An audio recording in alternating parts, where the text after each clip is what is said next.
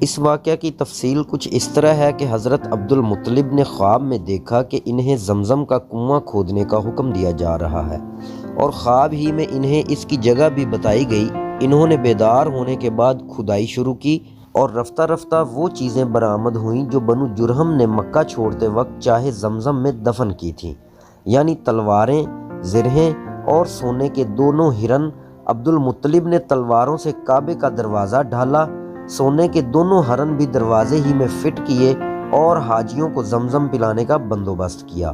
کھدائی کے دوران یہ واقعہ بھی پیش آیا کہ جب زمزم کا کنواں نمودار ہو گیا تو قریش نے عبد المطلب سے جھگڑا شروع کیا اور مطالبہ کیا کہ ہمیں بھی کھدائی میں شریک کر لو۔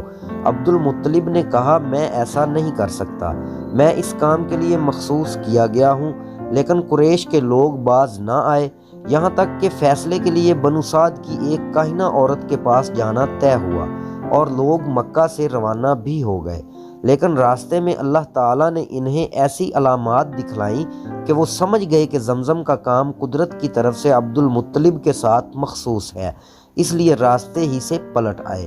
یہی موقع تھا جب حضرت عبد المطلب نے نظر مانی کہ اگر اللہ نے انہیں 10 لڑکے عطا کیے اور وہ سب کے سب اس عمر کو پہنچے کہ ان کا بچاؤ کر سکیں، تو وہ ایک لڑکے کو کعبہ کے پاس قربان کر دیں گے۔ ناظرین، اگر آپ کو یہ ویڈیو پسند آئی ہے تو برائے مہربانی سبسکرائب کے بٹن کو دبانا مت بھولیے گا، اور گھنٹی کے نشان کو دبا کے بیل آئیکن کو آن کر لیں تاکہ ہماری آنے والی ہر نئی ویڈیو آپ کو ملتی رہے۔